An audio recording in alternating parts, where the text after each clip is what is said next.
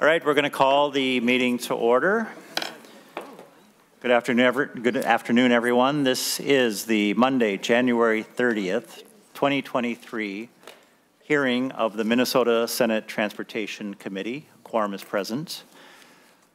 Today is train day in the committee, and we have 3 bills in front of us and a lot of testifiers, and we're back on the floor at 5:15, so we're going to try to move through as efficiently as we can. The plan, members, is for us to take action on Senate File 74.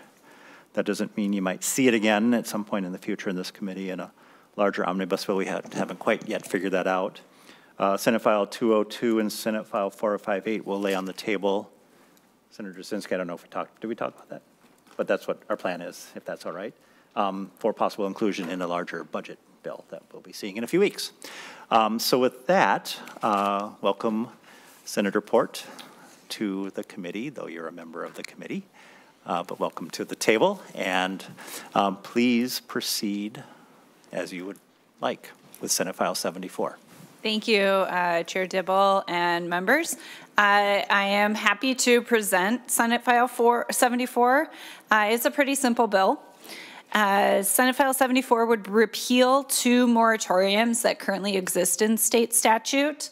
There are requirements that were put into statute in 2017 that the Met Council not spend any money for any costs related to the study, development, or operation of passenger rail between Rochester and the Metro.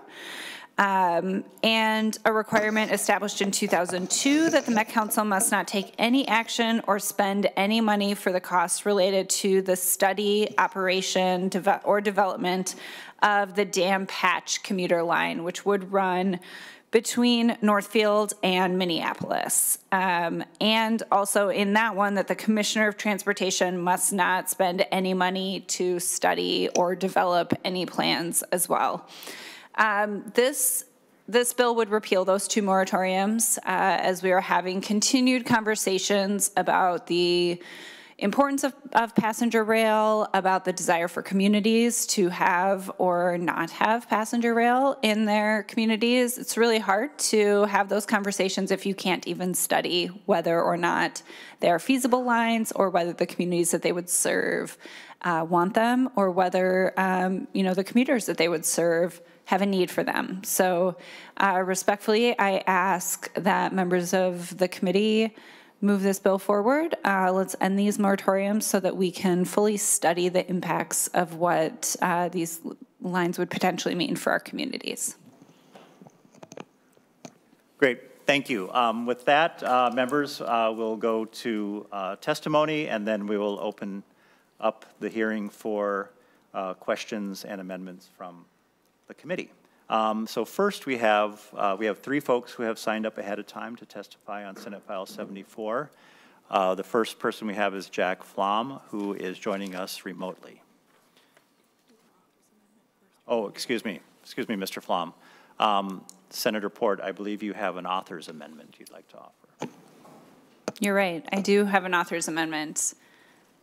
So Senator Port moves the A1 amendment to Senate File 74, which simply changes the effective date. Yes, that's exactly right, Mr. Chair. It just makes the effective date when this bill would pass, so that regardless of the path it takes, it just moves that forward.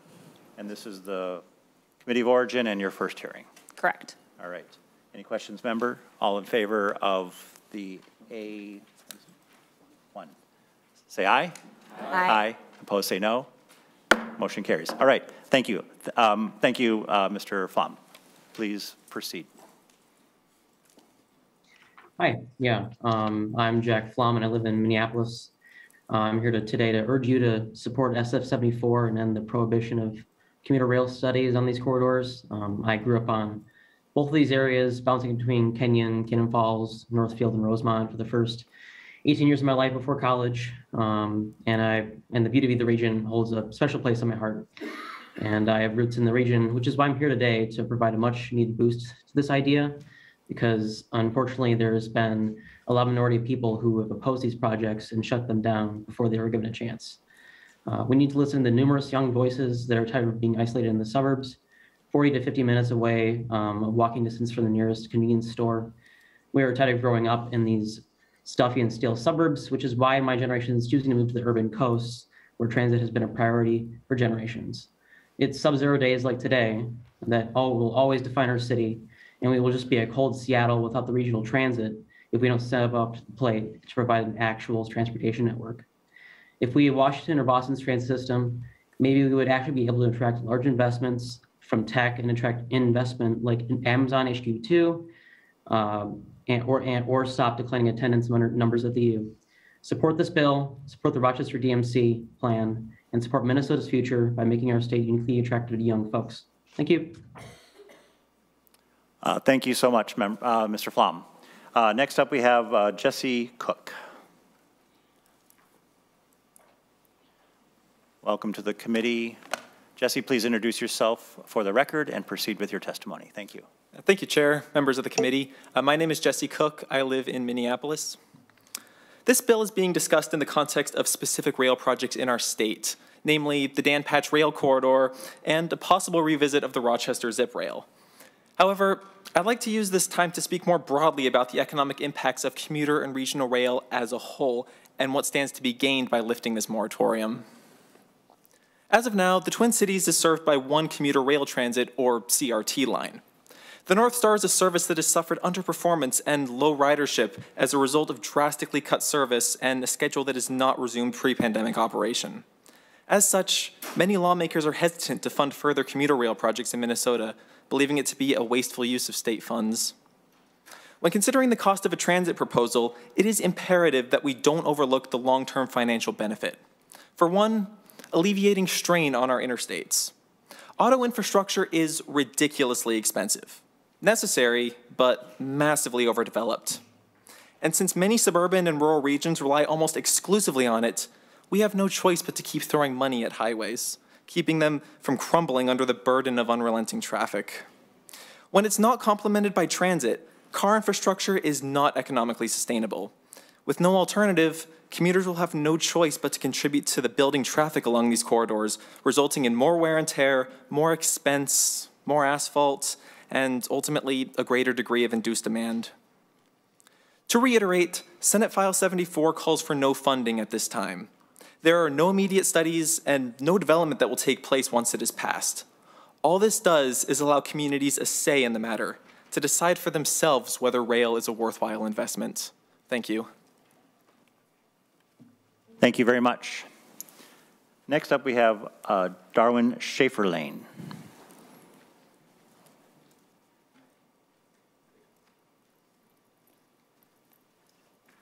Welcome to the committee. Please introduce yourself for the record and proceed with your testimony. Good afternoon, committee members. My name is Darwin Schaefer-Lane. I am a local resident in Bloomington, and I am a content creator on YouTube who covers transportation and public transit in Minnesota in particular. Thank you, Chair and members of the committee. Last week, I testified to the Minnesota House Sustainability and Infrastructure Policy Committee on House File 246, which is basically the same thing as this bill. It passed through said committee. This bill, though it does not provide funding to any project as previously stated, is a major step on rolling back overreaching bans for studying passenger rail which have been legally prevented from being explored. For about 20 years, the state of intercity and regional rail in Minnesota has been held back by these moratoriums on studying the Dan Patch Corridor, and more recently in 2017, a ban studying Rochester intercity rail. Even if you do not support said rail projects, out of principle for the democratic process, the decision of whether taxpayer dollars should be spent on just studying them should be left up to the people of Minnesota and these cities to decide, rather than outdated legislation. The mayor of Rochester, Kim Norton, has for years expressed interest in opening back up discussions and studies of high-speed rail and intercity rail to Rochester. Representative Jess Hansen from Savage has also long expressed support for the Dan Patch Corridor and was on the House committee last week for the hearing of House File 246. Overall, passenger rail has proven cost-effective to construct with long-term returns and transit-oriented development, sustainable connections between cities, and providing for Minnesotans without cars. As a Bloomington resident who does use public transit, the Dan Patch corridor alone would provide immense utility to connecting West Bloomington's Lake Normandale district and the rest of West Bloomington to the greater Twin Cities economy. I urge the committee to pass Senate File 74 and give us a chance to build a better future of transportation for Minnesotans. Thank you. Thank you very much. All right, I will open the hearing. Would anyone else like to come forward and testify on Senate File 74? Anyone else? All right, we'll close the hearing. Members, questions, amendments, discussion? All right. Closing words, Senator Port. Thank you for your time. I ask for your support. And do you have a motion? Yes, I move that we, nope, I don't know. Senator Port moves that Senate File 74 as amended be passed and referred to the floor. All those in favor say aye. Aye. Opposed say no. No. Motion prevails. Thank you, Senator Port. All right, next up we have Senate File 202. Senator McEwen.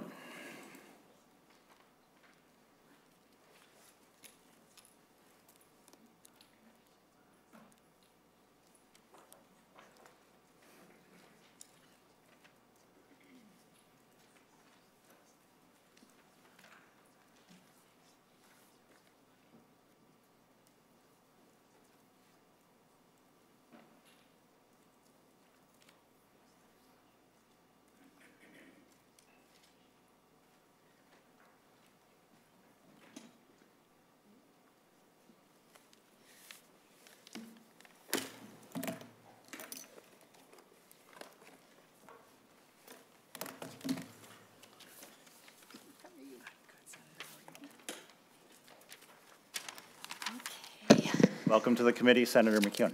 Thank you very much. Well, it is my, may I proceed, Mr. Chair? Yeah, absolutely.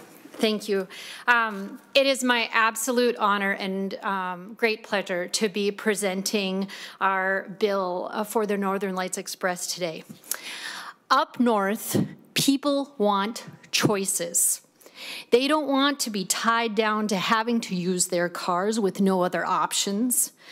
The Northern Lights Express, or NLX as we refer to it, passenger rail, will open up so many opportunities to work in Duluth, Minneapolis, or elsewhere along the route, to provide veterans up north with easier access to the Minneapolis VA, and to provide reliable alternative options for enjoying all of the varied entertainment, sports, and natural beauty all along the route, to give everyone more choices for transportation and travel between the Twin Cities and Northeast Minnesota. So whereas the previous Amtrak rail that was put out of commission in the 80s took nearly 4 hours to make the trip, the NLX will take just over 2 hours for the run from the Twin Cities to Duluth. Additionally, with the advent of the internet, laptop computers, cellular phones, etc., the NLX turns that windshield time in a car into productive work time for commuters. Additionally, there will be freight benefits for our commercial rail network, immediate benefits, with the correction of choke points that currently exist, such as the Grassy Point Bridge in St. Louis Bay in Duluth. The NLX is one of the most shovel-ready projects in the country, according to Amtrak, because of the work that has been already completed to receive a green light from the federal government to move into this final construction phase. The $14 million invested to date in local, state, and federal funds makes this project eagerly anticipated by many. So the NLX is also, as we all know, a sustainable, greener mode of transportation, and it will also help us reach the state's goal of reducing vehicle miles traveled 20% by 2050. Emission savings and CO2 reductions will also improve air quality across the state. The entire amount of requested state funds, which is 99 million, would cover safety improvements for 166 grade crossings on 152 miles of existing tracks, from urban cores through rural areas, bringing geographic equity to this proposal. The proposal will also leverage up to $320 million in funds from the federal government for intercity passenger rail. And this is out of the $16 billion that was included for intercity passenger rail in the bipartisan infrastructure bill that was passed by Congress in 2021.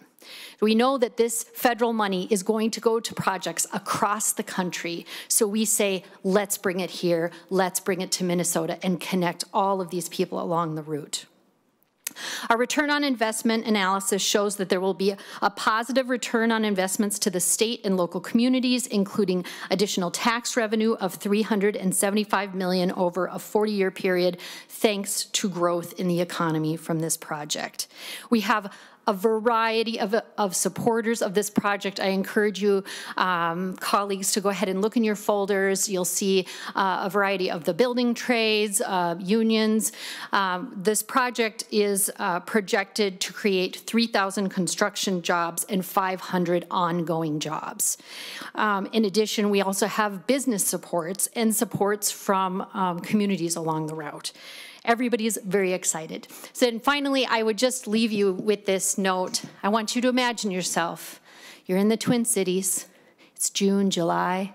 The weather on Saturday is projected to be 100 degrees.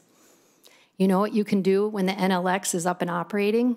You can make plans that Saturday to hop on the train with your family, go right up to downtown Duluth, grab a bus to Park Point, and spend the day at the beach on Lake Superior, because I promise you, almost always the weather in Duluth in the summer is perfect. So we really would love to have people come up, enjoy our beautiful city, enjoy northeastern Minnesota and all of the communities along the route that have so much to offer, restaurants, museums, all sorts of trails. There's just so much potential that could come out of this project. So with that, I'll turn it over. We have a video that's been prepared by the advocates for the project that we'd like to share, and then we have some testifiers as well.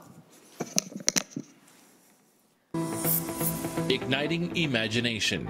The Northern Lights Express will provide high-performance intercity passenger rail service between Minneapolis and Duluth. As an alternative travel option, NLX will be safe, reliable, and frequent. Using the latest Amtrak equipment, NLX will provide 4 round trips per day, topping speeds of 90 miles per hour, getting you from the Twin Ports to the Twin Cities in 2.5 hours. With stops in 6 cities, including Minneapolis, Coon Rapids, Cambridge, Hinckley.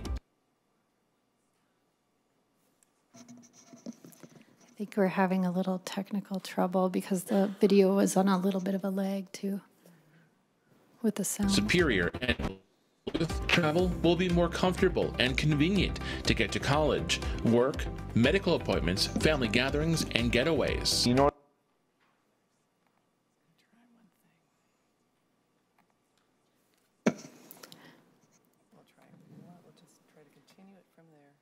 than owning a car rather than riding the bus. Once at your destination, you'll have connections to a wide range of transit options, including light rail, bus lines, and bike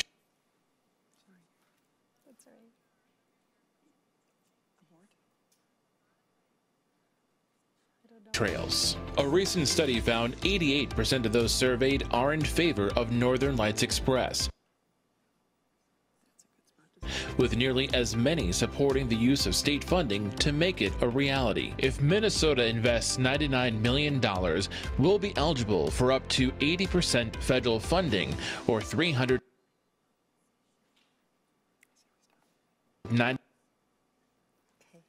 It looks like we're having some trouble with our video. Perhaps we can get a copy of the video and send it to the committee and members if they'd like to take a look at it later. Would that be agreeable? That would be great. We'll make sure that gets to everyone.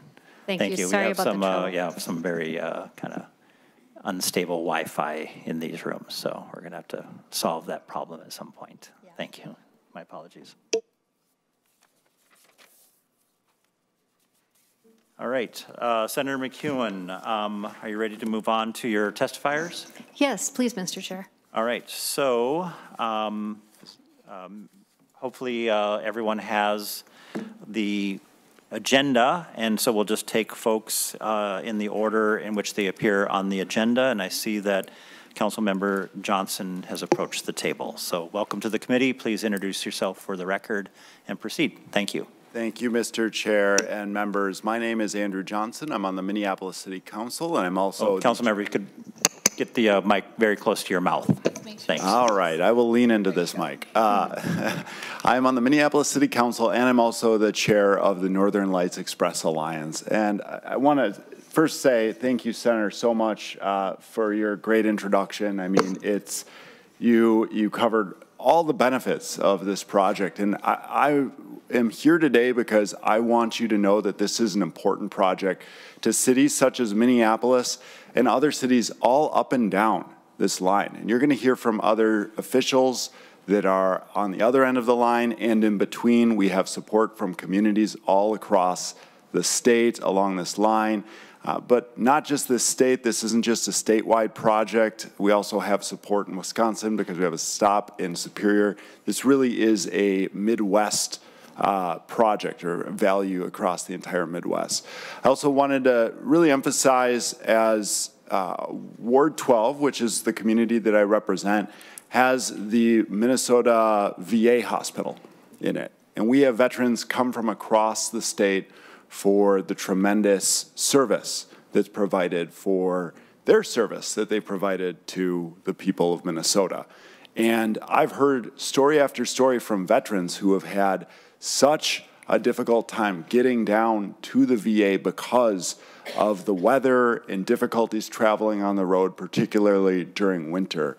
And so that is a voice I specifically want to lift up. Obviously, there's a lot of other beneficiaries: families traveling, tourism, commuters, folks working, students, folks looking for entertainment, back and forth all across this line. But for the 750,000 people that will be using this train in year one, and the ramp up to more than 1 million a year, I really want to emphasize our veterans as well as part of this. This is a job creator and economic development engine across the state, as well as just a reliable way to get around. And it is going to help connect two of the strongest regions in our state together, and I would ask for your support, and I'm glad that we have a number of folks here to testify in favor today. Thank you. Thank you, Councilmember Johnson. Next up is Melanie Benjamin. I'm going to call up like the next two people so people can start queuing up so we can move through, because we have an hour and 20 minutes. Sounds like a lot of time, but it goes fast. So we are very honored to have you here. Chief Benjamin, please proceed. Introduce yourself and proceed with your testimony. Good afternoon, Chairman Dibble and members of the committee. I am Melanie Benjamin, and I am the Chief Executive for the Mille Lacs Band of Ojibwe. I am here today to testify in support of Senate File 202, which would provide passenger rail service from Minneapolis to Duluth. I am supporting the bill for 4 reasons. First, the train will stop in Hinckley. Grand Casino Hinckley is one of the largest employers in the region. Before the pandemic, our casino in Hinckley averaged approximately 3.5 million visitors a year and generated nearly 7 million one-way trips per year along the Interstate 35 corridor. As Congressman Jim Oberstar once told me, Grand Casino is a people magnet for our part of the region.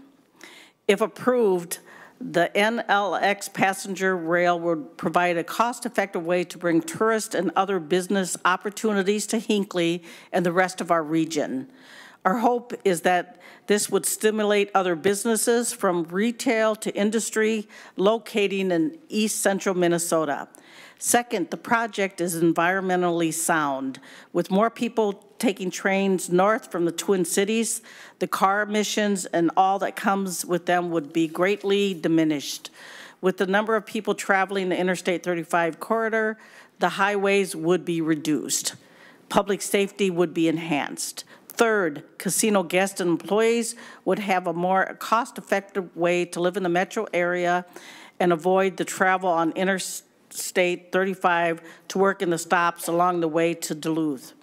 On a train, people can operate their laptops and spend time relaxing, whether they are on their way to work or on their way home. 4, workers in East Central Minnesota would have another way to get to work in the metro area.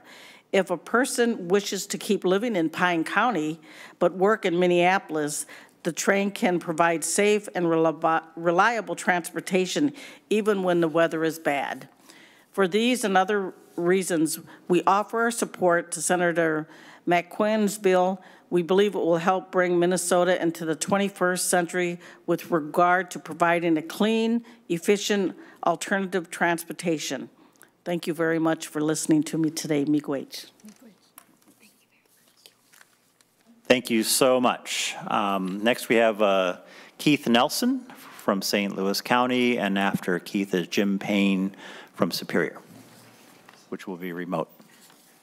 Welcome, Commissioner Nelson. Thank you, Mr. Chair, and thank you, Senate Transportation Committee members. As you can see this morning, I come with no notes.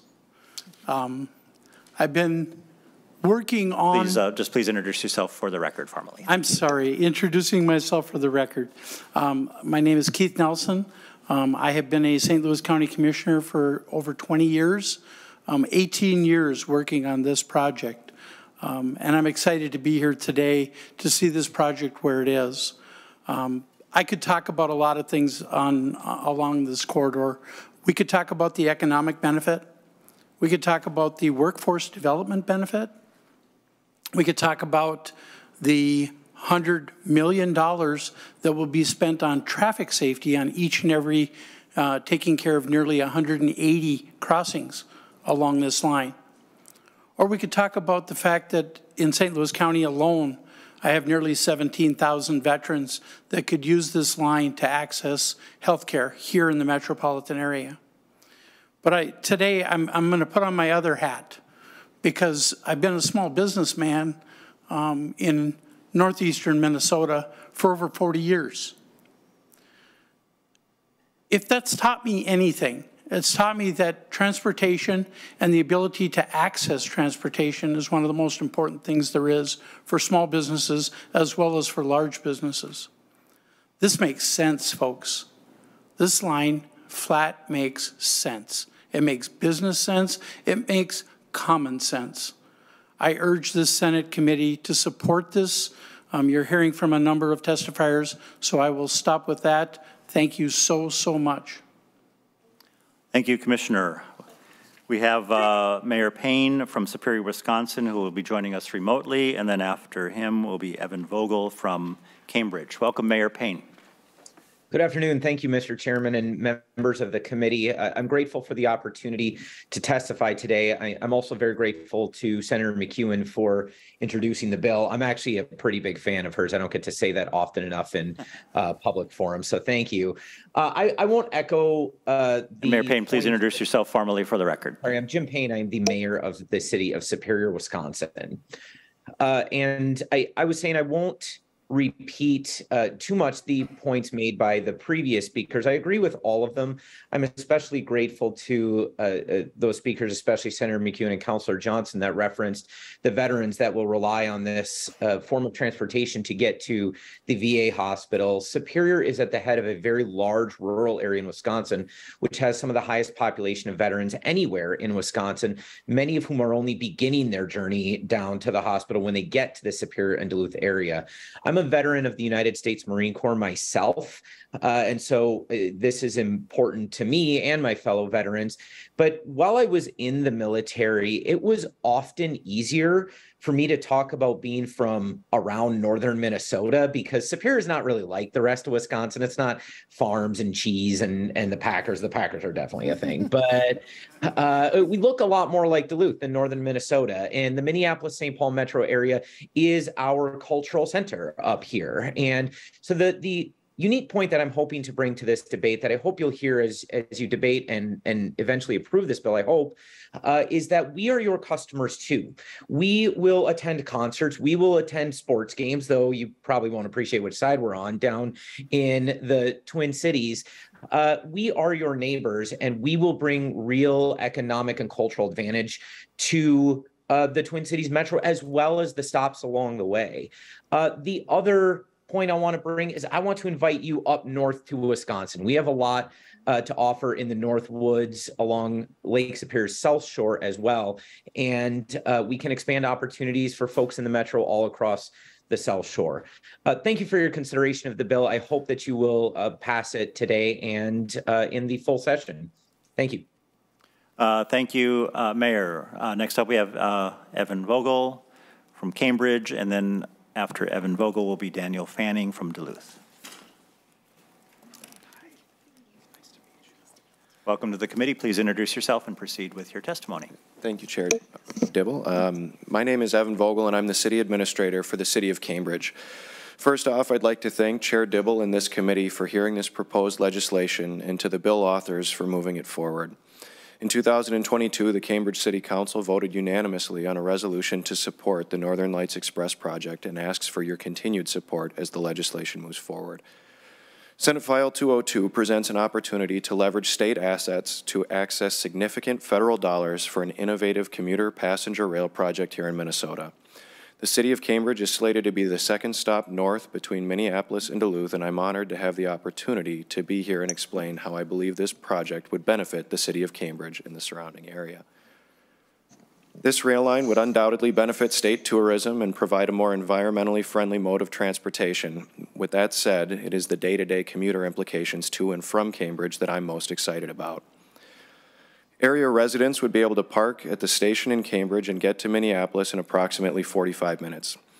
That means that this train would be providing the residents of Cambridge and the surrounding area the opportunity to live in greater Minnesota, which may suit their lifestyle and sensibilities better, while providing a regular and reliable mode of transportation with a reasonable commute for them to get to work in the metro area. This project would also benefit our veterans, who would have better access to the Minneapolis VA, to seniors and people with disabilities, as well as students who may be unable to drive or may not have access to other modes of transportation. At its core, this project provides three things: opportunity, equity, and reliability. It provides opportunities for any passenger who may use the train for commute, tourism, or recreation. It provides the opportunity for each community that is a stop along the way to embrace the state-of-the-art amenity for residents and tourists alike. Here in Cambridge, we would use this opportunity to collaborate with regional bus lines as well as explore options for rental bicycles, scooters, and cars to connect users to transportation options throughout the region. It provides equity by enabling those with limited access to transportation or those needing access to services a reliable mode of transportation. And it provides reliability by running on established track on an established schedule, connecting to a network of other mass transit options. Given the availability of federal funding, this is the time to act. This project would provide tremendous benefit to my region and to the state at large. Thank you for allowing me the time to testify and encourage all members to continue their support for Senate File 202. Thank you. Thank you, Administrator Vogel. Next up, we have Daniel Fanning and then Joel Mueller from the Brotherhood of Locomotive Engineers and Trainmen, if you want to make your way forward. Welcome, Mr. Fanning. Thank you, Chair Dibble. Thank you, committee members. Thank you for the opportunity. My name is Daniel Fanning. I am the Vice President of the Duluth Area Chamber of Commerce. I am proud to be here in support of Senate File 202 and proud to join colleagues with other chambers across the state, including the Minneapolis Chamber and the Coon Rapids Chamber, who have signed on to the letter of support, which is in your packet. We are in strong support. We want to begin by thanking our state Senator McEwen for her great work and leadership on this. Thank you, Senator. As you can imagine, and I know you've already heard, so in the interest of your time, I won't reiterate the economic and the environmental impacts, although we obviously are very supportive of that. I'm particularly here to talk about the workforce needs, as you've heard already a little bit today. As we all know, there are enormous workforce needs throughout the state, and Duluth is unique in the sense that we have the international port, the international airport, and so many other great things at our disposal. What we're lacking right now is workforce. So we see this as one of many other tools that we could use to get more workforce up to the Twin Ports and back down as well. And not only current workforce to fill the needs of our regional employers such as Cirrus Aircraft, All-Tech, the 148th Fighter Wing, and so many others, our hospitals, but also future workforce, so including bringing students up to our higher education institutions like UMD, St. Scholastica, Lake Superior College, and so many of our great educational institutions up north. So I also am a veteran, and I want to reiterate what my friend Jim Payne talked about, but again, you've heard some of these before, but for us as a chamber, it is an economic issue, but it is very much a workforce issue as well, as we're experiencing growth, which is exciting, but it is not sustainable if we're not able to continue to grow the population, and we do believe the NLX will help us do that. So with that, I just appreciate the opportunity. Thank you for your leadership, Senator, and thank you for your time. Thank you, Mr. Fanning. Welcome, Mr. Mueller, and after Mr. Mueller, we'll hear from Derek James from Amtrak, and he's coming in remotely. Mr. Mueller. Thank you, Chairman Dibble, members of the committee. My name is Joel Mueller. I'm with the Brotherhood of Locomotive Engineers and Trainmen. We are a labor union that represents the operating crafts that operate freight and passenger trains. Mr. Mueller, why don't you just go ahead and pull the microphone closer to you. Great, thanks. We represent the operating crafts of the train crews, locomotive engineers, conductors, brakemen that staff and operate freight and passenger trains throughout the state of Minnesota. We are also members of the Teamsters Rail Conference. The rail transportation workers we represent are some of the most highly skilled and well-trained in the industry. We keep the store shelves stocked and the country moving. I'm here to testify on behalf of labor in support of the NLX project. And in addition to the economic and environmental benefits this proposed passenger rail expansion would bring to the cities and towns along the NLX corridor, the entire state would benefit from the economic impact, the additional jobs this service would create. During the construction phase of the project, stations and platforms would need to be built at each stop along the route, employing carpenters, electricians, plumbers, laborers, HVAC installers, as well as many other crafts. Rail infrastructure and capacity would need to be improved to allow for the increased speeds these trains would require. This will create many jobs for railroad maintenance away and single employees. Where rail lines intersect with streets and highways, improvements would need to be made to allow for the safe passage of trains to the communities along the line. Once construction is done and service has begun, railroad crews would be needed to staff and operate and maintain the trains of the Northern Lights Express. These jobs will be permanent and sustainable. Locomotive engineers, which is my craft, conductors, brakemen would be needed to operate the trains safely and on time. Maintenance personnel would be needed to maintain the equipment on the track and the signals to a high standard. Most of these jobs will be based in Minnesota, contributing to our economy. These are good paying union jobs, providing some of the best health and welfare benefits to their employees. In addition to the good pay and benefits we receive upon retirement, we enjoy benefits of a pension program called Railroad Retirement. This program is one of the best defined benefit pension programs and is fully funded. Transportation of goods and people by rail is one of the most fuel-efficient modes of transportation. By approving the state funding for this project, Minnesota would give travelers along this line another safe, efficient transportation option. Improvements to the rail infrastructure along the corridor will allow for safer, more efficient transportations of goods by the freight railroads. The hard-working railroad workers of the state stand ready to operate and maintain the trains of the Northern Lights Express. We urge the members of the committee to support and approve the funding for this project. Thank you. Thank you so much. Appreciate your testimony. So now we'll hear from Derek James from Amtrak via Zoom, and then we're going to hear from Dan Stroy from St. Louis County. Mr. James, welcome. Good afternoon, everyone. My name is Derek James, Director of Government Affairs for Amtrak, based at our offices in Chicago. Thank you for inviting me to appear today. I will say that the reason we're here today is the culmination of many years of advocacy work by the communities along the NLX corridor, as well as nationally. We at Amtrak are very excited to be working with the state on expanding and offering rail as a new mobility option for the citizens of the Twin Cities, as well as greater Minnesota. That will culminate, or the next step will be, we're very pleased that this summer we'll be launching new passenger rail service in partnership with the states of Minnesota, Wisconsin, and Illinois, connecting the Twin Cities with Winona, La Crosse, Milwaukee, and Chicago. So the NLX project is really just an expansion of that. You've got the Twin Ports up there, which is our analysis shows that there would be great demand for travel between the Twin Cities and the Twin Ports. We told Congress that when we pushed for including $66 billion in the bipartisan infrastructure law that was passed in 2001. And it is those matching dollars that your action today or your action in the legislature will enable you to take advantage of. 80% funding to implement this corridor, which we think would be very successful. We are ready to provide the technical support to the state of Minnesota, to the folks at the DOT and the NLLX to bring this over the finish line, and certainly look forward to having you guys on board our inaugural train to Milwaukee and Chicago. And then after that, we want to do the same thing from the Twin Ports to the Twin Cities. That's all I have today. I certainly stand for questions. Good luck, and we certainly support the direction you guys are going. Thank you, Mr. James. So next we have Dan Stroy, or Dan Strew, also remote, excuse me.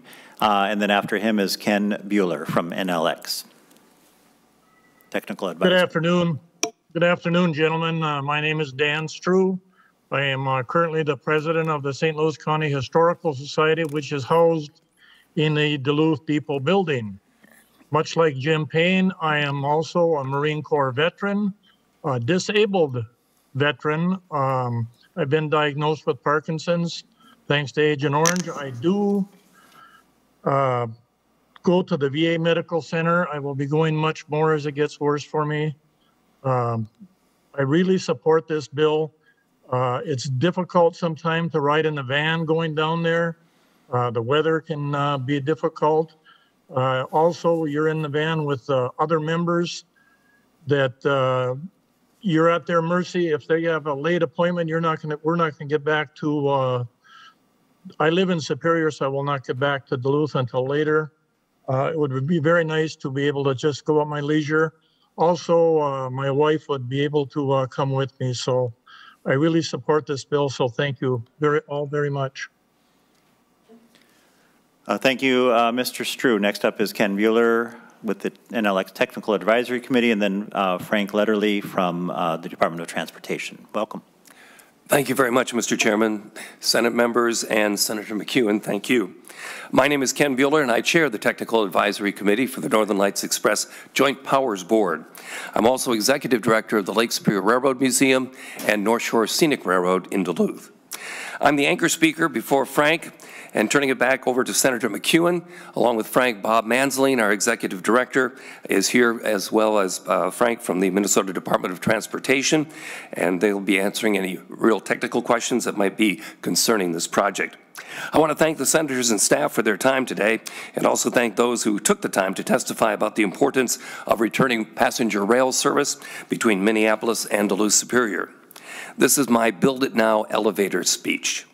In the time it takes to drive between Duluth and Superior down to Minneapolis, 2 hours and 25 minutes, you'll be able to take a train. But unlike the car, where all you get is windshield time, you can make the trip productive time on your laptop, personal device, or cell phone. Or you can just sit back and relax and enjoy the ride and avoid freeway congestion and gridlock. Your ride is almost carbonless. Trains have the lowest carbon footprint per passenger mile for any other form of transportation other than ferry boats. And I don't think we're going to get a ferry boat between Minneapolis and Duluth. Northern Lights Express will run on existing low-density tracks owned by BNSF. Amtrak runs on BNS trackage all over the country. They have existing agreements for usage that date back to Amtrak's formation in 1971. There's $16 billion of federal money already allocated to projects just like NLX. But unlike similar initiatives that are just getting started, we have a finding of no significant impact from the Federal Railroad Administration. That means of the projects that are out there, we're the one that's shovel-ready. The state match unlocks $320 million in federal money that's going to be used to improve transportation alternatives somewhere in America. It should be invested here in Minnesota. Will NLX be successful? Yes, and here's the proof. Over the last several years, before and after the pandemic, Amtrak's fastest growing passenger train has been the Downeaster, regularly racking up double-digit increases in ridership. The Downeaster connects Boston with tourist destinations in Maine over a distance of 150 miles. Sound familiar? A large metropolitan area on the south with many industry and business headquarters, all the attractions of major league sports teams, fine restaurants, arts and culture venues, and people, connected to northern communities that offer recreation, wilderness experience, and also offer fine dining, arts and culture, and access to the largest body of fresh water on the face of the earth, Lake Superior. Like the Downeaster, Northern Lights Express will also be a vehicle for economic development. The last time this line saw a passenger train was when Amtrak stopped running in 1985. Ask yourself what's changed since 1985 that will make the Northern Lights Express a success. In 1985, gas was 73 cents a gallon. The casino in Hinckley didn't exist. And two things we take for granted today didn't either: your laptop device and cell phones. Two things we depend upon that you can't or shouldn't use while driving. Summing up, this is a transportation alternative that works everywhere else in the world for millions and millions of people every single day, and we're no different. As our population ages, as millennials and Generation Zers show less interest in owning cars and driving, and because lowering our carbon footprint is becoming even more critical, a train between the Twin Cities and the Twin Ports makes more and more sense. The funding is there, the ridership is there, the reasons exist, and this is the time to build it now. Northern Lights Express will be a train that will change everything. I thank you for your time. Thank you so much. Next up, of course, is Frank Letterly from MnDOT, and after him will be Jack Kimbler. Thank you, Mr. Chair and members. My name is Frank Letterly. I am the supervisor of the Freight and Rail Planning section of MnDOT's Office of Freight and Commercial Vehicle Operations. I'm also the project manager for the Northern Lights Express, the technical project manager on behalf of MnDOT, a position I've held since 2014. During that time, we've completed an FRA compliant service development plan, and FRA, as Ken mentioned, has approved the finding of no significant impact on our environmental assessment. This has positioned the NLX project to be eligible for federal funding for continued engineering and construction. I can assure you that MnDOT fully supports this project. I can also assure you that FRA considers this one of their highest priorities for funding. FRA has been involved with this project as long as I have been. My main reason for being here today, however, is to be available to respond to technical questions after the testimony. Thank you, Mr. Letterly. So we have Jack Kimbler now, and then Kylie Smet will be after Jack Kimbler. Welcome to the committee. Please introduce yourself for the record and proceed with your testimony. Good afternoon, Chair. My name is Jack Kimbler. I'm a resident of Pequot Lakes, Minnesota, and I am here to voice my support for the Northern Lights Express. The Northern Lights Express is a passenger rail proposal to connect Duluth to Minneapolis. It has a top speed of 90 miles an hour, with the average speed expected to be around 60. This means that the average journey time will be around 2.5 hours, with the overall capital cost being around $500 million. Senate Fund 202 will grant the state around 20% of the funding, while the rest will come from the federal government.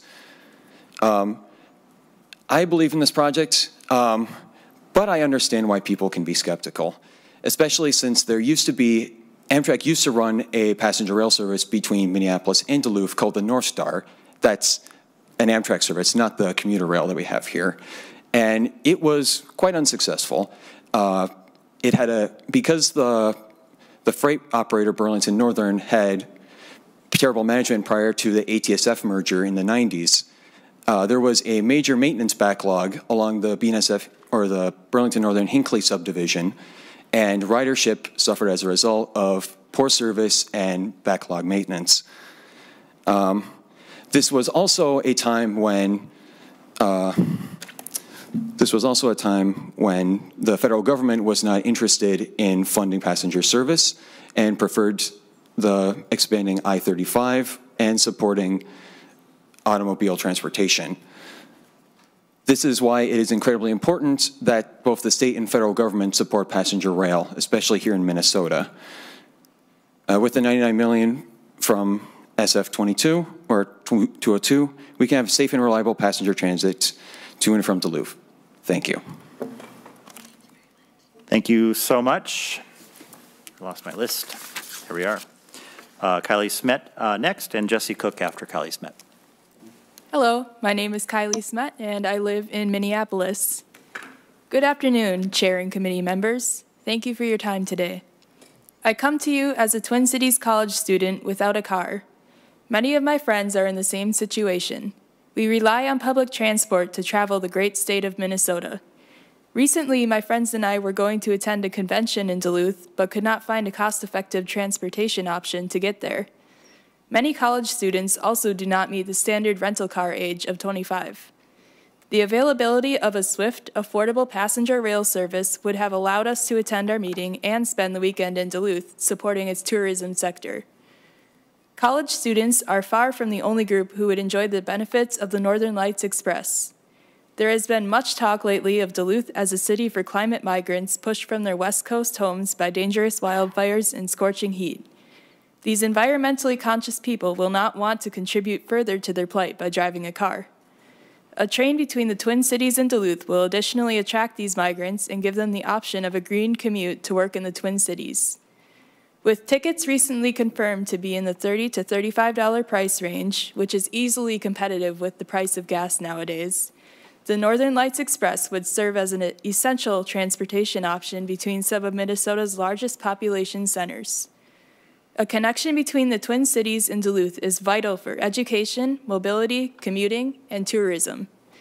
I urge the committee to pass Senate File 202, providing a crucial link for the people and economies of Duluth to the Twin Cities. Thank you. Thank you so much. Welcome back, Mr. Cook, and after Mr. Cook will be Gunnar Oss. Thank you, Chair, members of the committee. Once again, my name is Jesse Cook from Minneapolis. $435 million. That's the price tag of a project with the objective of improving connectivity between the Twin Cities and the Twin Ports. And no, I'm not talking about the Northern Lights Express. This is the cost of the in-progress I-35 and 535 interchange, the goal of which is to replace aging infrastructure and improve safety for traffic entering Duluth. Now, granted, that particular interchange is quite outside the scope of Senate File 202, but we must acknowledge the continued spiral of cost confronting our state if we fail to establish an alternative to driving. The Northern Lights Express aims to do just that, provide a 152-mile passenger rail link along a corridor that sees 3.6 billion car trips per year. Members of the committee, there are 8 billion people on this planet. Additionally, NLX will drastically reduce the carbon footprint created by the 108 weekly short-haul flights between the two cities, a trip that outputs 46 kilograms of CO2 per passenger. According to the project website, the annual operating cost will be just shy of $19 million on top of the $85 million upfront cost contributed by the state. This is an investment that will stimulate the economy, create jobs indefinitely, and alleviate the strain on I-35. For those who are still opposed to NLX on the basis of cost, ask yourself, can we afford the alternative? $435 million for this one interchange, a comparatively tiny project that is necessitated by the self-destructive nature of car infrastructure. If we continue to force this mode of travel on everybody, to make no attempt to reduce those billions of annual car trips, then I'm afraid $435 million is just the start. The agreements have been made. The project is shovel-ready. All that's needed now is the political will. With an 88% support rate, and with the federal government footing 80% of the bill, how can we afford to say no? Members of the committee, it's time to set a new precedent in the Midwest. I implore you to vote yes for the Northern Lights Express. Thank you. Thank you. We have Gunnar Oz next, and then Darwin Schaefer-Lane.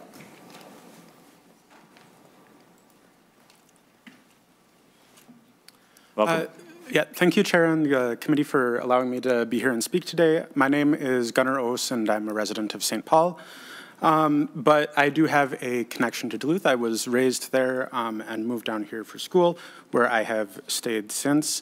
My family, my parents, my brother, and my remaining grandparents still do live in Duluth, and I travel between here and Duluth very regularly. I don't like to drive. And while I do sometimes make the trip by car, I often take the trip with the private bus service offered by Jefferson Lines, which is expensive, it's slow, it's unreliable, and it's, considering the popularity of this route, something that I think we can do a lot better with things like the Northern Lights Express project. Growing up in Duluth, I've seen a lot of people, especially young people, leaving Duluth due to the difficulty of getting to the economic, cultural, entertainment opportunities available in the Twin Cities, and that they have instead gravitated towards places in other states, whether that's Chicago or the coasts, where that is more easily accessible. And I think that we should be incentivizing people to stay in our state. And even for people who do stay in our state, I think there's a lot of people who are not making these trips between Duluth and the Twin Cities who would like to be. I'm not sure if anyone here has tried to book a hotel room during peak tourist season in Duluth, but it is incredibly expensive if you can even find a room available. Because it takes 5 hours or more round trip to get from St. Paul to Duluth, most people aren't going to want to make a day trip of it. So I think there are going to be a lot of people who would take the opportunity to, make the day trip if they didn't have to spend 5 hours behind the wheel in one day to do that. Following this trip, or this project over the years, and this has been something that has been in front of us for most of my life. One of the big things that I've seen as far as opposition has been this idea that people are not going to Duluth, they're going further up the shore, they're going to their cabin.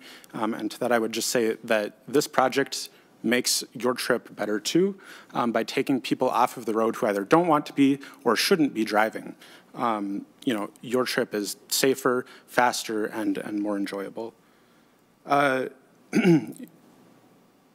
of the things that I've heard brought up a lot today is the North Star line that was discontinued in the 70s. And one addition that I would like to make to that is that Duluth was a completely different place then compared to now. In the 1970s, Duluth's economy was in shambles. It was not a desirable place to live. When you compare that with Duluth today, when it's widely recognized as one of the most desirable places on Earth to live for climate resiliency, these are just not comparable lines between what did exist and what is being proposed. So lastly, I beg of you, for years and years I've been talking about how great the Northern Lights Express line would be. I would love for moving forward in the coming years to be talking about how great the Northern Lights Express line is. Thank you so much for your time, and I please urge you to vote yes on this. Thank you, Mr. Ose. And then the last person on the list of those who have signed up to speak ahead of time is Darwin Schaeferling. Welcome. Thank you very much, members of the committee. I am glad to be speaking again. Northern Lights Express has long been a planned project for Minnesota. Excuse me. For years since it has been approved by the environmental impact studies, funding has been waiting to be approved through Minnesota's Senate. Year after year, by a slim margin of votes, the funding has been held back. But this year is a chance to finally pass the funds needed to start construction. For $99 million allocated in the bill for a 152-mile rail corridor, we are spending so low on the cost per mile, it is cheaper to build than the bus rapid transit projects we are building in the Twin Cities. Compared to states like California, which have to build intercity high-speed rail at a margin of dozens of billions of dollars, we are spending absolutely cheap to build the same kind of sustainable and high-speed transportation for people. It is a total slam dunk corridor supported by the majority of citizens of Minnesota, including the mayor of Duluth, Emily Larson. The Northern Lights Express Alliance released a study, as shown in the video, showing the Minnesota public generally around 88% support of the project. You do not see this kind of bipartisan support for a transit project throughout an entire corridor anywhere in the United States. Among the support from Minnesotans includes my own family who live in Wyoming, Minnesota. My stepmother is the city council member of Wyoming, Claire Luger, who would absolutely love to have a reliable, affordable, and fast alternative to getting to the Twin Cities and visiting my family in Bloomington, other than driving on the often dangerous and congested I-35 throughout its entire length. As a regular public transit rider, Northern Lights Express would open up travel opportunities well beyond just connecting Minneapolis and Duluth. All of the cities in between would have an option to park and ride and drive just a little bit to the station versus all the way down between the cities. And it would give us greater transportation connections in the Twin Cities to get to northern Minnesota, as well as provide everybody else in greater Minnesota access to our incredible mass transit system in the Twin Cities. Thank you, committee, and I urge you to vote yes on this bill. Thank you so much. Okay, I will open up the hearing to see if anyone else would like to come forward to testify on this bill. All right, I don't see anyone. No one popping up on Zoom. Members, questions, discussion, amendments. Senator Howe. Thank you, Chair Dibble. And Senator McEwen, what is the planned ridership of this? What's the estimated ridership of this this line? Senator McEwen.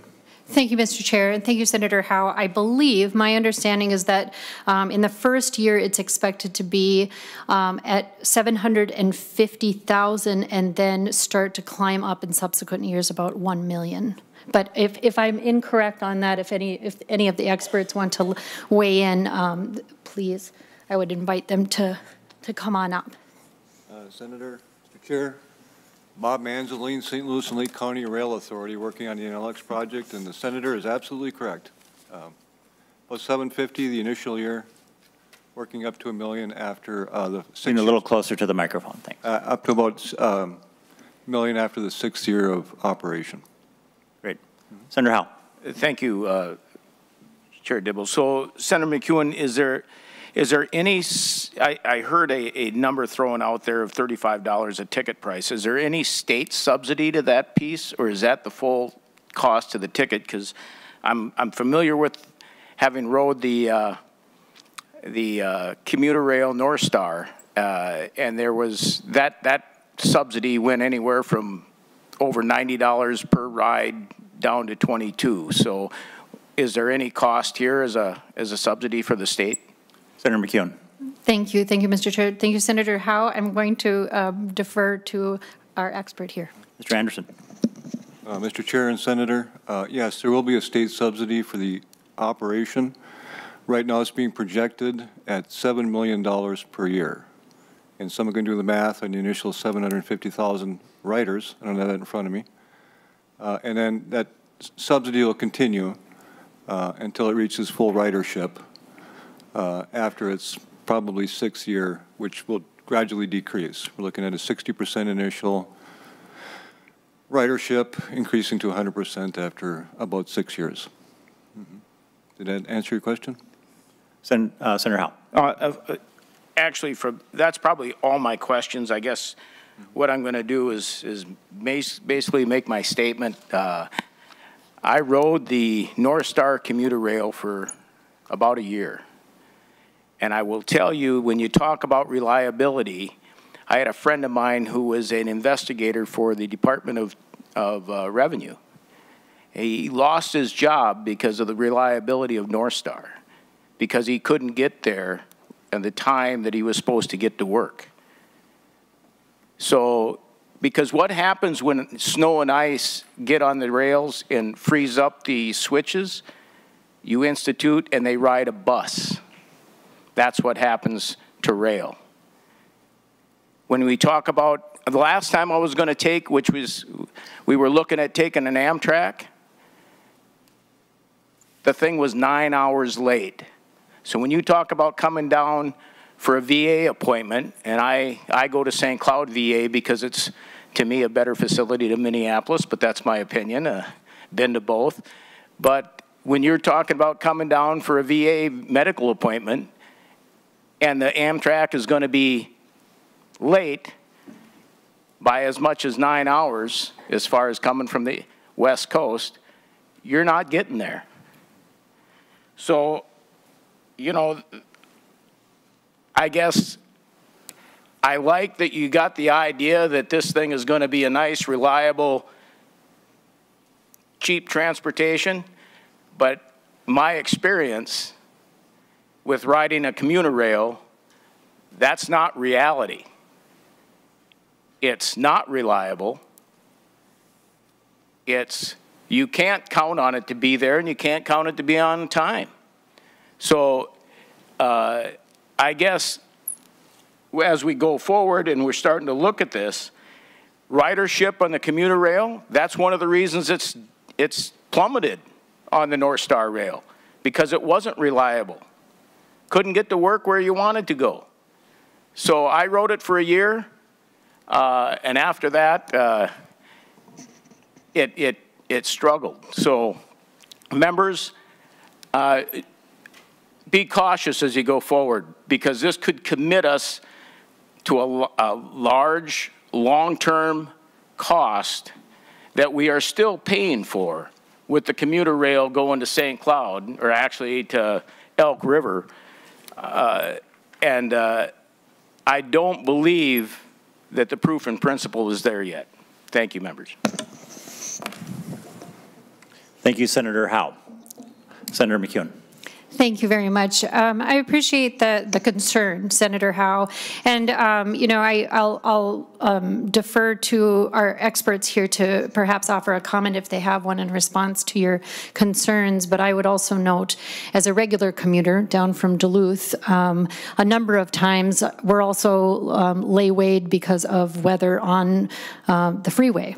I took a trip down from Duluth in the car the other day when the weather was quite bad one night, and it turned into a 4.5-hour trip because I had to go so slow on the freeway when it was very tense.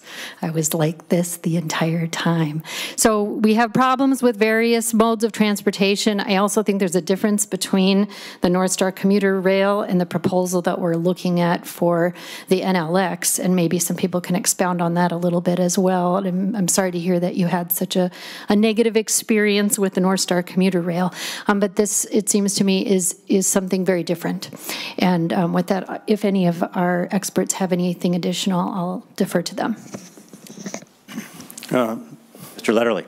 Mr. Chair, members, thank you. I will absolutely agree with you that the Amtrak Empire Builder from the West Coast is many hours late most of the time. That's a problem that not only for Amtrak, but for those of us who try to ride the train down to Chicago. The problem with the Amtrak eastbound Empire Builder is that it's coming from the West Coast, and there are many things that can affect it along the way, including the willingness of the railroad to get their freight trains out of the way.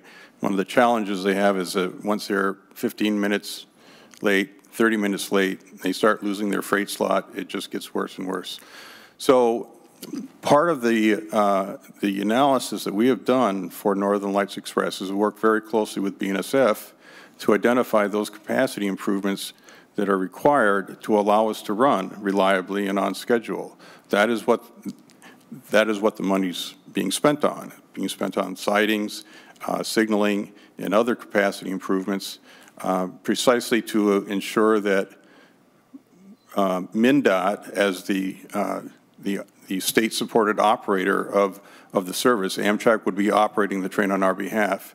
Our analysis has been our analysis of the operational requirements is precisely to address the issue that you're concerned about. And sorry. Senator Howe.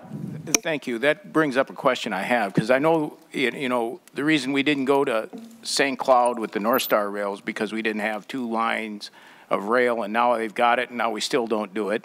Do we have 1 line or 2 lines of rail going up to Duluth on the current corridor? Mr. Chair, could I take that question? There's 1 line of rail completely owned by BNSF Railroad. And just to give you like an operational difference here, the North Star line is connected to one of the busiest BNSF railroads in the state. The Northern Lights Express is on the BNSF branch line up to Duluth. it can handle about 40 trains a day, and currently there's about 10 to 12 trains a day operating on it. So you can see the difference in train traffic. We believe this will be much more reliable than North Star and the Amtrak services that Frank discussed. In addition, I'm sorry, one more thing. One of the big congestion points for North Star and BNSF railroad lines coming in from the west is the big yard they have here in Columbia Heights. Part of this project will be building a new passenger rail line around the yard, specific for North Star will be using it, and so will we. So it'll bring in a whole new main line to bypass that bottleneck. That's a component of the project. Senator Lang. Thank you, Mr. Chair. Senator McEwen, I think, there's a couple of really good points made during the testimony of your testifiers that I think you have an advantage over light rail in this sector when you have rail that's sitting there and whether it's underutilized or whatever. And I think you also have a very good point when you talk about safest and most efficient. The concern I have, and of course it is with the North Star line, as the ridership fell and it really hasn't rebounded. I mean, I think they've said about it, they went from about 750,000 annually, if I remember right, down to about 100 and some odd thousand.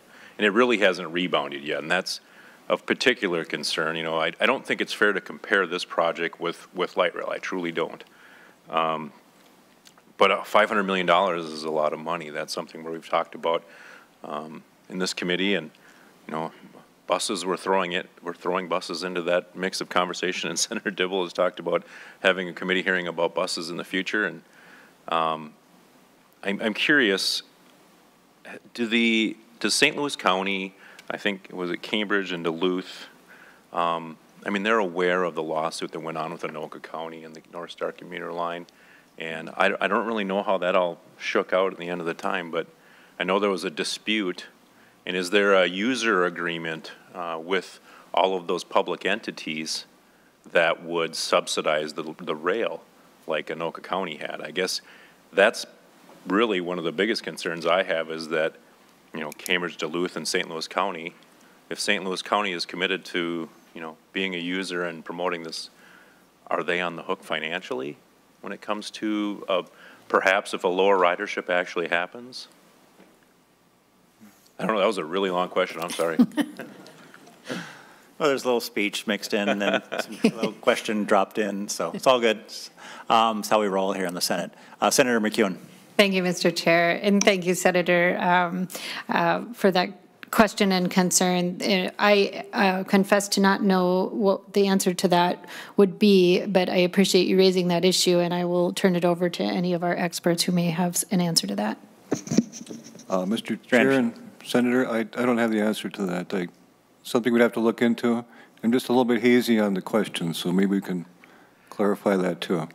Well, I think the question is, are any local units of government, local jurisdictions, counties, or municipalities contributing to the operation, the capital or the operation of the facility? Of the funds? Of the contributing funds? North Star, I do not know. And right now we do not have NLX. Right now, nothing planned. All right, Mr. Letterly, any light you can shed on the? No, Mr. Chair, our financial analysis assumed that it would be a state-supported train operated by Amtrak under their state-supported system, and so at this time, no, we have not asked. It's not our role to ask. We have not asked the cities and counties to contribute to the subsidy. Right. Thank you.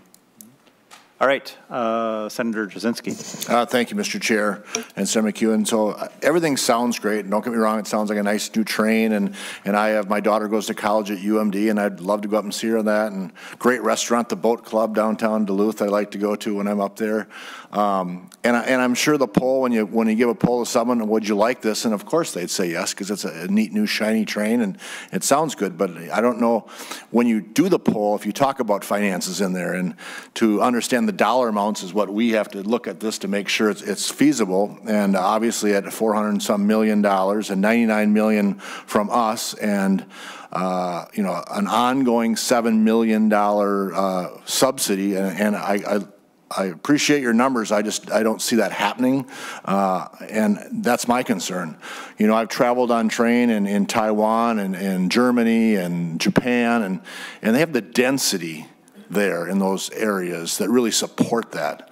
And with Minnesota at 5.6 million people is a fraction of what these larger cities have that have these big rails. It's a fraction. So obviously I'm concerned, and you know, the projections again concern me with an ongoing $7 million we're subsidizing it. And again, when these polls come out, I know they're not saying, well, if you had the choice and this is the dollar amount spent and this is what the public subsidy would be. That never comes into a poll.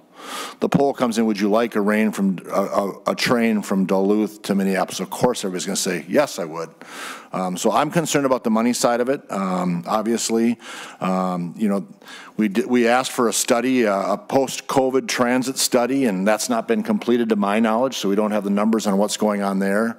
I also read an article somewhere in a magazine just this weekend, and I wish I could remember where it was, but I think Minnesota has the highest rate of crime on a train in the nation, or light rail, or public forms of transportation. So the highest form of that is concerning to me, and I'll double check though where I came from so I can have that when it goes to the next committee. But that's concerning to me as well. We saw what happened with COVID and the North Star and all those things. So I obviously have concerns about the financial side of it, what we're putting on the taxpayers. I know we have an $18 billion surplus, and it seems like it's kids in a candy store up here at the Capitol spending that money and taxing more. But I tell you what, the people in my district are struggling every day to pay fuel, to pay their light bill, to pay water and sewer, to pay cost for bread. I just actually booked a hotel in Duluth for my daughter's graduation. One night stay, queen size bed, $420. It's a lot of money, and everything is going up. So I have concerns with the operating costs and everything inflationary as well is happening right now, and we're going to subsidize by $7 million a year is concerning to me. But thank you. Thank you, Senator Jasinski. Members, questions, discussion? Senator Carlson. Thank you, Mr. Chair. I guess something that concerned me a little bit when you said that there were 166 grade crossings that would be changed. And that made me think, how much of a favor will we be doing for BNSF? And you know, where is that, let's say, combination of support from the commercial railroad and Amtrak or whomever is going to be expecting to go 90 miles an hour on these tracks? Is that going to be something that we will be gifting BNSF with better tracks and better crossings and all kinds of other advantages that otherwise we may not do? But then again, we may do, because we're always trying to get rid of some of these grade crossings and make crossings safer. Can you go into that just a little bit? And Senator McEwen, if you didn't, or if the testifiers didn't, I sometimes get distracted with just doing the traffic management when I'm chairing. So someone may have mentioned the number of the level of decrease in anticipated crashes with improved crossings. I think it's over 100. If you could include that in your response. Thank you.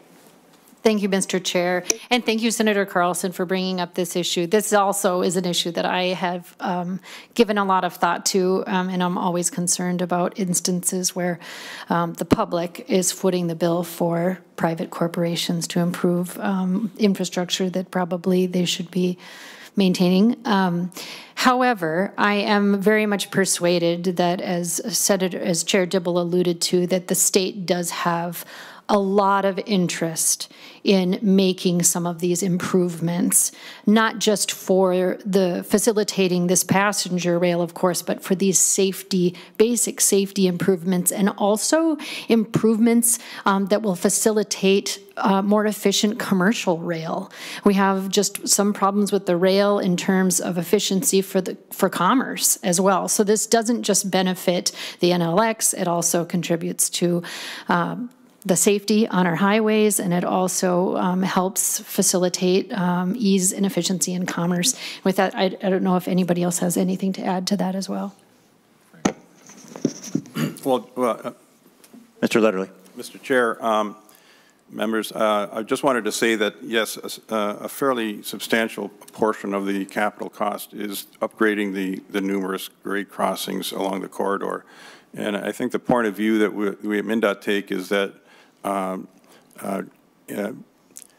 updating the warning devices at a grade crossing is a benefit to the traveling public. It's a benefit to the railroad in the sense that I don't think that they particularly enjoy having crashes on their grade crossings, but it really is for the safety of the traveling public. And one of the significant issues related to grade crossings is that, out in the rural areas in northern Minnesota, there are many places where the grade crossings simply just have a stop sign or a yield sign. And our policy at MnDOT is going to be that if we're going to run a train at 90 miles per hour, we want to have at least gates and flashers. So we've looked very, very carefully at, I've personally inspected every single grade crossing along the line, and the purpose of upgrading the warning devices is for the safety of people crossing those crossings. All right. Thank you, Mr. Chair. Anything further, members? All right, Senator McEwen, final word. Thank you very much, and thank you, members, for hearing our proposal today. I just, in closing, wanted to re-emphasize something that we heard a testifier offer today, which was this number of $435 million going to an interchange project in Duluth connecting I-35 to 535 heading over to Wisconsin. And the reason I want us to just think about that a little bit is because it goes back to what I opened my remarks with. This is about choices. It's about using the funds that we have for our transportation infrastructure in a way that truly will facilitate the movement and connection of people, of commerce, students, business people, people traveling for pleasure, for work, for school, and really connect in as many different ways as possible, and to maximize that efficiency and to maximize that choice. And I also wanted to note that, the pandemic was mentioned a couple of times, and I think that for those of us who've been in support, we've had support for this project, and as you can see, we have broad, bipartisan support for this project, and we have for some time. Some of us have come together on this project who generally do not see eye to eye on many other areas, but we are all behind this project. We all see the benefits in so many areas, and after having gone through the pandemic, I think another world has really opened up to our communities. We all recognize that. This idea that you could work remotely, people could really live up in Duluth or in communities along the corridor and work in the Twin Cities in jobs that perhaps they only have to come down and be actually in person at the office a few times a month, a couple times a month. They could do that. This could truly be a renaissance for the communities along the corridor in connecting people and commerce in this way. So with that, members, I thank you for considering our proposal and our project. And with that, shall I make a motion, Mr. Chair? No, I think this will be we'll just simply lay over? Senate File 202 over for possible inclusion in the budget bill to come. Thank you. Thank you very much. Thank you, members. Thank you, members. Or thank you, Senator McEwen. And now we have Senate File 458, Senator Jasinski, regarding the Minnesota Rail Service Improvement Program, which we affectionately refer to as the Mercy Fund. And members, I misspoke earlier. This actually has general obligation bonding proposed. So we're actually going to move this bill along to the Capital Investments Committee. Senator Jasinski. Thank you, Mr. Chair. I'm excited to carry Senate File Number 458 on behalf of the Minnesota Regional Rail Association and rail shippers across our state. The Minnesota Rail Service Improvement Program, or MERCI as many of us refer to, is a grant and loan program that is run through MnDOT, and it provides funding for short line freight rail improvement projects. These railroads are the first and last mile of service for many businesses and shippers across our state. They assure access to markets across our nation and support economic vitality of communities across the state. Short-line railroads moved all kinds of freight to and from Minnesota communities, especially in the rural areas where they provide the last mile of service for thousands of producers, hundreds of manufacturers, and other rural industries.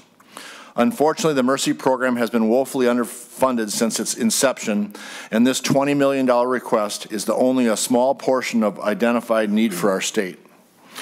But for a host of reasons, it is critical that we invest in our railroads just as we have invested in our roads, our bridges, our ports, and our airports for decades.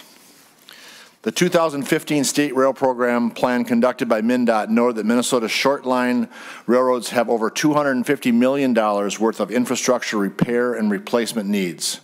I'm carrying this bill to help address some of those costs and assure that rail transportation remains a viable option for shippers statewide here in Minnesota. I have Mark Wegner with me here today to speak in support of this effort.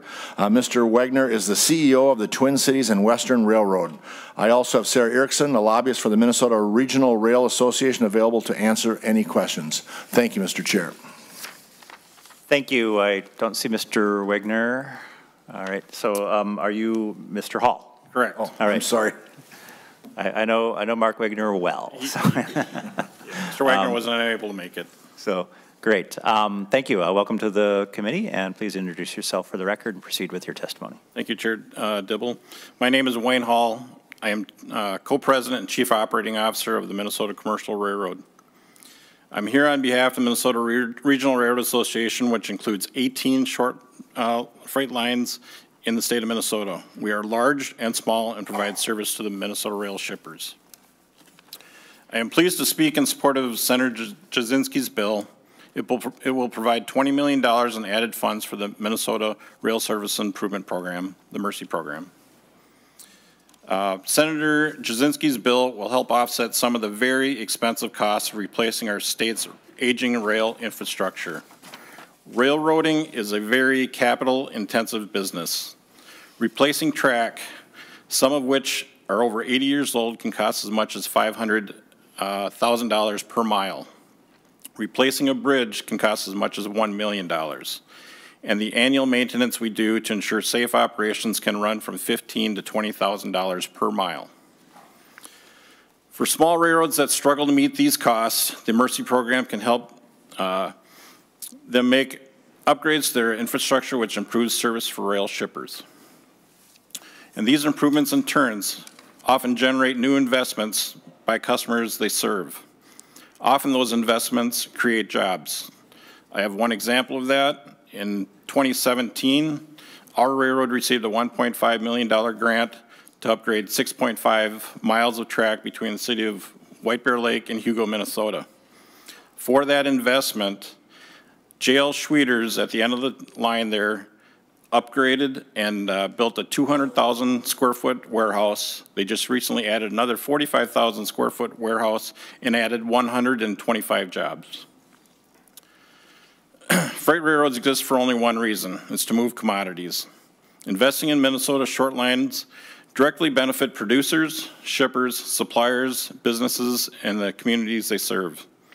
That keeps our economy strong, like agriculture and mining sectors, where we rank first in the nation for movement of iron ore and third and fourth, respectively, in the origination of farm and food products.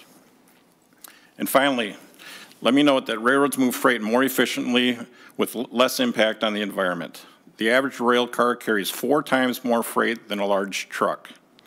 And locomotives are roughly 3 to 4 times more fuel efficient with 75% less emissions than trucks. One locomotive can move 1 ton of freight 492 miles on 1 gallon of fuel. States all around Minnesota have been investing in the railroads for years. We want to thank Chair Dibble and Senator Jasinski for understanding the importance of doing the same for our state. I believe you have a handout in your packet which shows the scope of needs. The scope of needs was prepared for the last 6 years. We're currently working on a current version. This is from last year. You will note that cities, counties, and shippers can and have benefited from the Mercy program besides just short lines. In 2022, the last round of grants awarded by MnDOT, 3 short lines, 1 city, the Port Authority of Duluth, and 3 businesses were fortunate enough to receive grants. I want to thank you considering Senate File 458. Thank you so much. So next up, we have Jack Kimbler, followed by Bryce Reesner. Welcome to the committee, or welcome back to the committee. Please introduce yourself for the record and proceed with your testimony. Thank you, Chair and members of the committee. I am Jack. I am from Pequot Lakes, Minnesota, as you know. Senate File 458 aims to allocate funding to the freestanding Minnesota Rail Service Improvement Program.